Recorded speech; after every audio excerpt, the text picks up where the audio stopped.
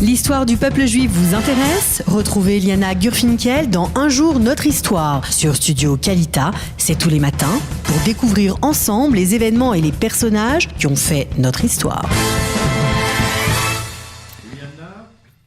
Eliana, Oui. Boker Tov. Boker Tov, Daniel, vous m'entendez? Oui, je vous entends très parfaitement et je vous vois même ici dans écoutez, ce c'est studio. formidable. Eh bien, nous allons C'est la parler. technologie. C'est merveilleux. Nous allons parler ce matin d'une personnalité, d'un artiste qui est très connu, non seulement en Israël, mais également En à France. travers le monde et en France. Et qui fête plus son spécifiquement. anniversaire aujourd'hui. Alors, on veut souhaiter un Yom Holedet Samer, un joyeux anniversaire à Yaakov Agam. Ah, Yaakov Agam, c'est une personnalité, c'est un artiste, un des plus célèbres peintres israéliens aujourd'hui. C'est plutôt un plasticien qui fait de l'art cinétique. Mais on va parler de tout ça. J'imagine une personnalité que vous avez déjà interviewée, Daniel. Non, je l'ai rencontré, mais je ne l'ai pas interviewé. Ah bah, il serait temps. Ouais. Alors voilà, donc Yaakov Gipstein, qui se fait appeler Agam, c'est un plasticien qui est né donc le 11 mai 1928 à Rishon LeZion. Donc il avait quel âge au moment de la création de l'État d'Israël ? C'est une bonne question, il avait 20 ans. Ah, bravo. Voilà. Je suis sûre qu'il aurait des choses intéressantes à raconter. Voilà, oui. Il est issu d'une famille juive pratiquante. Il va d'abord aller à l'école Betzalel à Yerushalayim, et puis après, c'est là Beaux-Arts. Les beaux-arts israéliens, voilà. Et c'est là qu'il va apprendre beaucoup de choses, et entre autres les théories de la couleur et les principes du constructivisme. Voilà. Il va travailler comme graphiste dans les agences de publicité, mais surtout ce qui l'intéresse, lui, c'est l'art cinétique. Alors l'art cinétique, c'est de créer des œuvres d'art qui ont des parties les parties de l'œuvre vont en fait bouger, et donc ça va faire changer l'œuvre d'art. Alors lui, sa particularité à Yaakov Agam, c'est que le déplacement ou l'œuvre, quand elle bouge, eh bien ce n'est pas l'œuvre qui bouge toute seule, c'est le spectateur, la personne qui... Non, il n'y a pas encore de photo. Ça arrive.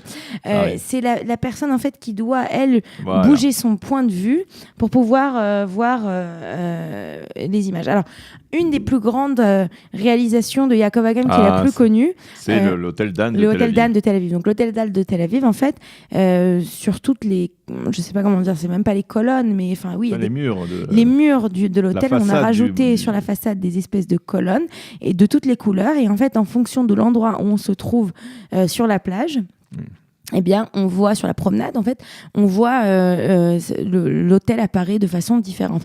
Donc, c'est quand même un immense artiste. Alors, comme je vous l'ai dit, il a vécu en France pendant de nombreuses années. C'est en France, d'ailleurs, qu'il va s'intéresser à l'art cinétique.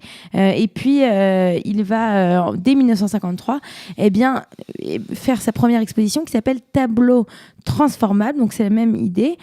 Donc, c'est en fonction de l'endroit où on est, eh bien, on voit des choses différentes. Il va connaître un très grand succès pendant de nombreuses années. Il faut savoir qu'en 1971, je ne sais pas si vous le saviez, il va faire des décors sous la forme d'assiettes en porcelaine pour la Manufacture nationale de Sèvres, donc en France. Et donc, il va réaliser des grandes choses. Et comme je vous l'ai dit, ses œuvres, on va les retrouver un petit peu partout, en particulier en Israël.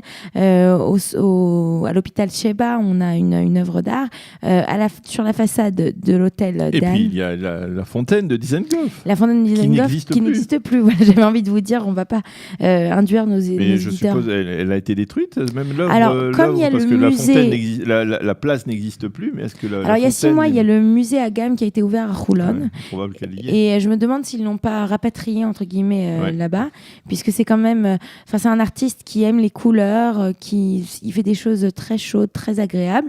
Et donc, comme je vous le disais, il y a son musée qui a ouvert l'année dernière, il y a 6 mois, à Roulon. Et dans ce musée, eh bien, on peut voir des choses très jolies. Et ce qui est surtout à nouveau impressionnant, c'est que tout dépend de la façon dont la personne se tient, où est-ce qu'elle se trouve.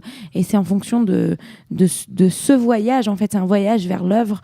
En fonction de là où vous vous trouvez, eh bien, vous découvrirez d'autres choses. Voilà, donc c'est Yaakov Agam, à qui on souhaite un joyeux anniversaire, qui aujourd'hui fête ses 90 ans, qui est un très très grand artiste personnage. israélien. Et puis en plus un personnage intéressant, un peu hors du commun comme ça. Ça c'est vous qui le dites, vous l'avez rencontré. Voilà, merci beaucoup Eliana de nous avoir parlé parler donc de l'œuvre d'Agam, Yaakov Agam. Nous allons marquer une petite pause et tout de suite après la revue de la presse et des médias. Et ensuite, nous aurons le plaisir de recevoir au téléphone Pierre Dassat, qui est le président de Elnet France. Vous aimez l'histoire juive ? Retrouvez Liana Gurfinkel dans Un jour notre histoire sur Studio Kalita, c'est tous les matins, pour découvrir ensemble les événements et les personnages qui ont fait notre histoire.